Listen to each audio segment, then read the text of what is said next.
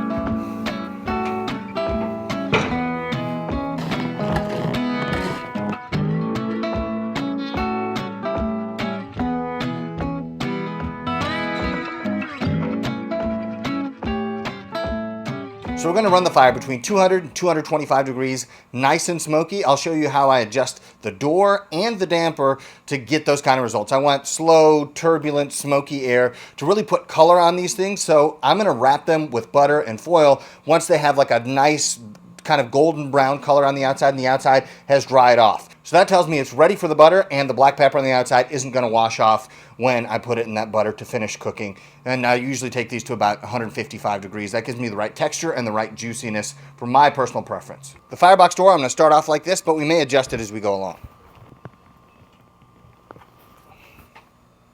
While I'm cooking this chicken, I need to make a few other things for dinner. And so I want to make some really delicious vegetables. We're going to cook some broccoli, and to do it, I'm going to use a MadeIn stainless steel pan.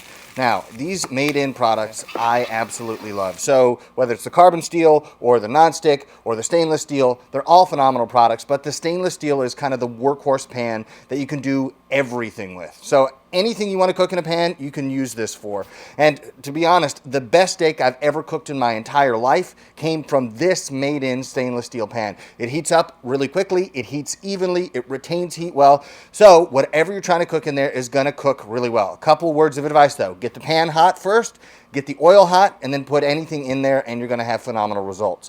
Now, MadeIn has been making great quality products like this stainless steel that's made in Italy. You're using the same quality kitchenware that they use in 3 Michelin star restaurants like Alinea and Le Bernardin. So if you want great quality cookware at home, MadeIn is the choice. Just go to the website and check out all the amazing stuff they have. I have been absolutely thrilled with MadeIn products.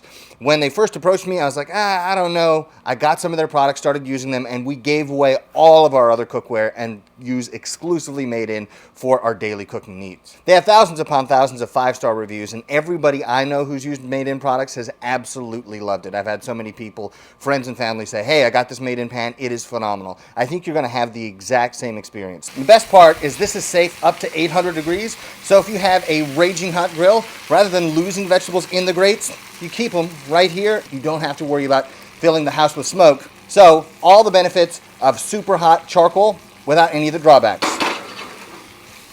So check out the stainless steel collection and MadeIn's other incredible cookware by clicking on the link in my description to save today. Check it out. I know you're going to love it. Next, we have the stack adjustment, and what they thought of for this was really smart. They have lines on there that show you how closed off or how open the stack is going to be. So they have 25, 50, and 75. With 100% open and 100% closed is also options, but you don't need a line for that. You just either leave it wide open or completely closed. And then on each of those lines, they have little tack welds so that they'll hold in place. So with the way these things are listed, the numbers represent how open the stack is. So if you move it to the line that says 75, it's going to be 75% open, 50% open, or 25% open. So just keep that in mind. I'm going to start off with 25% open or 75% closed, depending on how you look at it. But I'm going to move it in and get it to 75% closed. And I think that'll give us the kind of airflow that we're after. We may need to change that, and I'll let you know as we go along. But this is the first feeling out process and how the pit wants to run. Also, this is a nice big stack that's got a lot of draw, so we can rein that in as much as we need to, and it should still draw pretty well.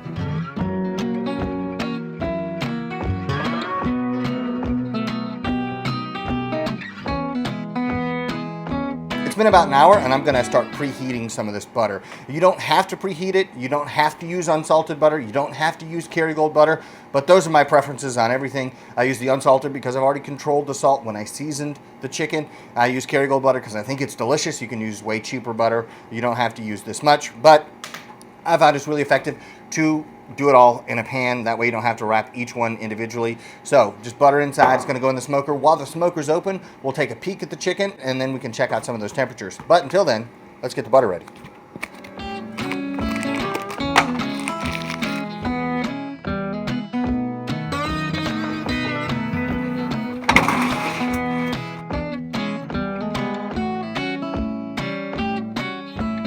We're starting to get good color on those, but we're not quite that golden brown that I'm after. So we're going to let it keep going for a little bit longer. We're going to let this butter melt and maybe absorb a little bit of smoke flavor, or that could just be wishful thinking on my part. Either way, I got to close this pit and finish these off.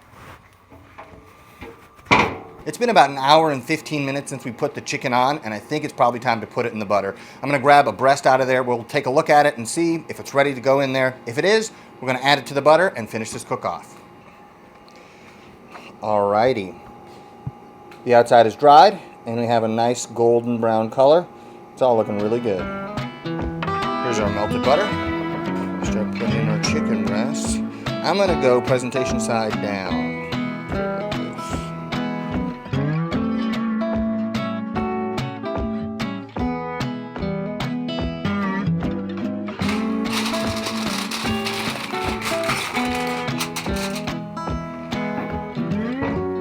Now the chicken's wrapped up with butter. We're going to run the pit at about 250 degrees until the chicken reaches an internal temperature of 155. And before you freak out, know that time and temperature are both important when it comes to making sure that food is safe to eat. So if you want to know all the details about why I cook to 155, you can go watch the original video where I break down the technique in depth. But we're going to take it to 155 and it's going to be juicy, smoky, and awesome.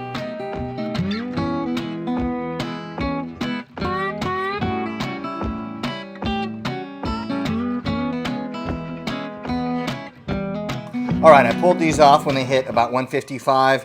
So some of them got a little closer to 160, but I made sure that they were all to at least 155. And then I let them rest for the crucial 1 minute. I think it's 50 something seconds that is technically required. But regardless, we're ready to go. I'm going to pull these out of the butter. I'm going to stack them up. We're going to taste test them. Then I'm going to talk to you about how I think this Goldee's Pit cooks.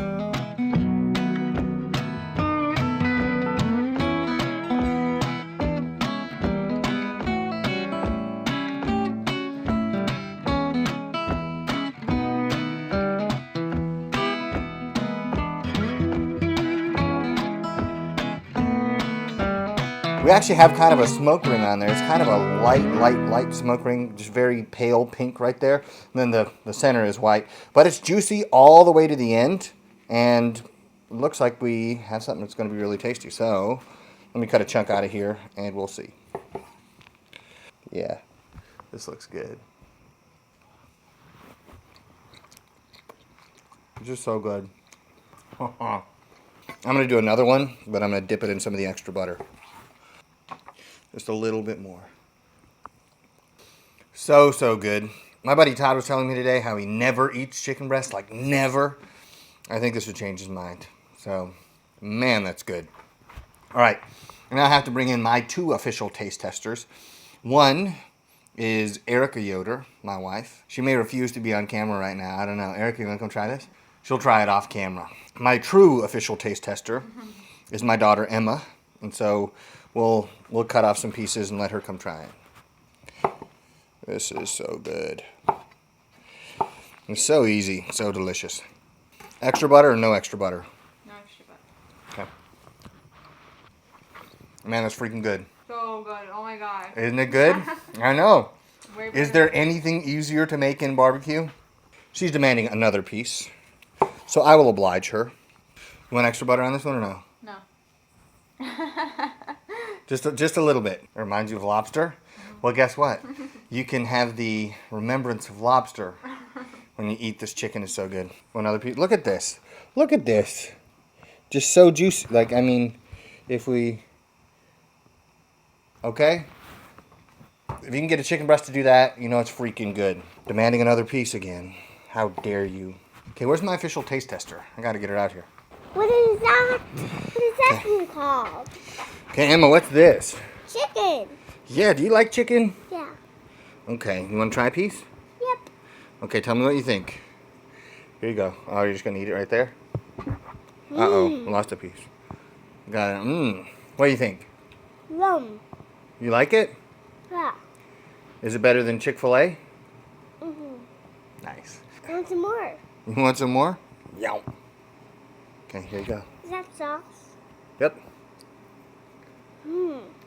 It's not spicy at all. It's not spicy at all. You're right.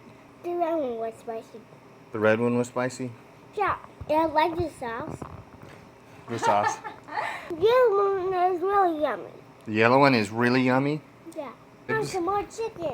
I want some more chicken. There you go. Okay, so we obviously like the chicken a lot. It's one of my very favorite things to cook. And it's super cheap, super fast. I highly recommend it. But let's talk about this smoker and how it performs. First, I did burn it in beforehand, so I had a little experience running the fire, but I was running it really hot and not really paying careful attention to airflow or anything like that. But for this cook, we're running it on the low end. And so I was able to dial in the amount of smokiness. I was able to dial in the airflow the way I wanted. And so far, it's working really well. Of course, I didn't fill it up with brisket or do a long cook or any of those things, but my initial first impressions are very well made. The air flows really well, partially because the air leaves the firebox and goes directly up, and so it just really wants to do that.